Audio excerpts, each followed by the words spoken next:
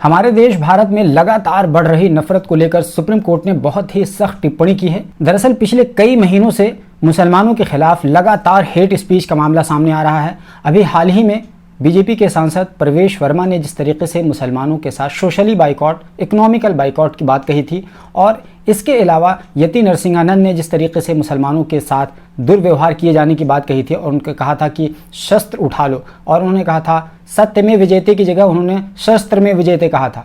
तो इस तरीके से कई तरह की जो नफरत अंगेज वाली बातें हुई, इसको लेकर के सुप्रीम कोर्ट ने सख्त टिप्पणी करते हुए 3 राज्यों यानी दिल्ली, उत्तराखंड और उत्तर प्रदेश की पुलिस को नोटिस भेजा है और उनसे ये कहा है कि आप जात पात, धर्म और इन तमाम चीज़ों से ऊपर उठ करके आप सो मोटिव कार्रवाई करें।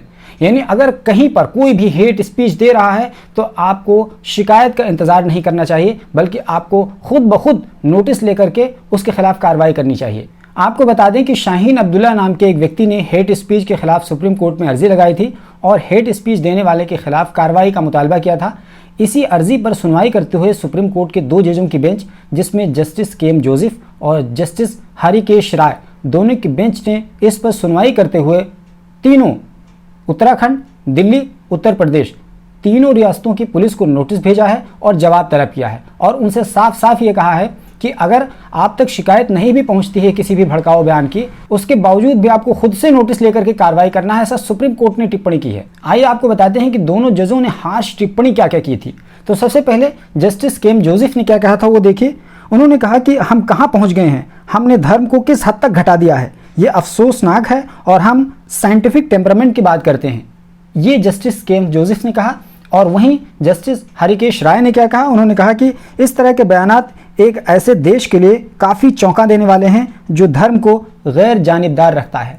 यानी उनका ये कहना है कि भारत जैसे सेकुलर देश में इस बात की कतई गुंजाइश नहीं दी जा सकती है कि आप किसी विशेष समुदाय के खिलाफ आप इस तरह की बयानबाजी करें, वो भी खुलेआम हजारों के बीच में। सुप्रीम कोर्ट के दोनों जजों ने केवल टिप्पणी ही तक खुद को सीमित नहीं रखा, बल्कि उन्होंने साफ साफ आगाह और मुतनब्बा करते हुए ये कहा कि अगर हमारी इन बातों पर अमल नहीं किया गया जो हमने आदेश दिया है, यानी तीनों को रिपोर्ट सौंपने के लिए कहा है, तीनों स्टेट्स को, अगर इनकी पुलिस ने रिपोर्ट नहीं सौंपा और हमारी बातों पर अमल नहीं किया तो ये कंटेम्प्ट ऑफ कोर्ट यानी तौहीन अदालत माना जाएगा। ऐसी सूरत में उनके खिलाफ कार्रवाई हो जाएगी। तो अब ये देखने वाली बात है कि वाकई में क्या अफसर सुप्रीम कोर्ट की इस बहुत ही कठोर टिप्पणी को सीरियसली लेते हैं या फिर इसको एक रूटीन तरीके से एक टिप्पणी मानते हैं, जिस तरीके से सुप्रीम कोर्ट इसके अलावा बहुत तरह की चीजों का आदेश दे चुका है। लेकिन आपको पता है कि सुप्रीम कोर्ट के आदेश का बहुत ज़्यादा फर्क इसलिए नहीं पड़ता है कि हमारी जो सरकारें होती हैं उनकी नीयत और मंशा के हिसाब से सरकारी अधिकारी काम कर रहे होते हैं। मसलन अगर सरकार किसी अधिकारी को दाएं दिशा में जाने के लिए कहती है तो अधिकारी वो दाएं ही दिशा में जाएगा,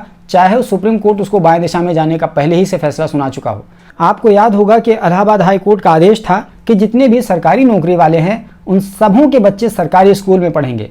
लेकिन क्या आप देख रहे हैं किसी सरकारी स्कूल में सरकारी आदमी का बच्चा पढ़ता हुआ? कभी नहीं आपने देखा होगा। तो सुप्रीम कोर्ट की बातों का बहुत ज़्यादा असर होता नजर नहीं आता है, लेकिन फिर भी सुप्रीम कोर्ट ने बहुत ही तल्ख टिप्पणी की है और उन्होंने ये कहा है कि अगर आप कानूनी कार्रवाई नहीं करते हैं ऐसे लोगों के खिलाफ जो नफरत फैलाते हैं समाज में, तो फिर आपके खिलाफ एक्शन लिया जाएगा। दोस्तों यहाँ आपको ये बात क्लियर करते चलें कि सुप्रीम कोर्ट की ये टिप्पणी केवल प्रवेश वर्मा, यति नरसिंहानंद और इस जैसे लोगों के लिए नहीं है, बल्कि जो मुसलमानों में भी नफरत फैलाते हैं उनके खिलाफ भी यही टिप्पणी है और उनके खिलाफ भी कठोर से कठोर कार्रवाई होनी चाहिए, जिस तरीके से प्रवेश वर्मा और दूसरे लोगों के खिलाफ कार्रवाई होनी चाहिए। तो इस विषय में सुप्रीम कोर्ट ने बिल्कुल जनरल कमेंट किया है, इसमें किसी खास समुदाय की बात नहीं कही गई है। बाकी आप कमेंट बॉक्स में अपनी राय दे सकते हैं कि क्या सुप्रीम कोर्ट की इस टिप्पणी का कुछ असर पड़ेगा या पुरानी टिप्पणियों की तरह ये भी महज एक टिप्पणी ही साबित होगी। Alpha hospital and trauma centre, engineering college चौराहा, सीतापुर रोड, लखनऊ।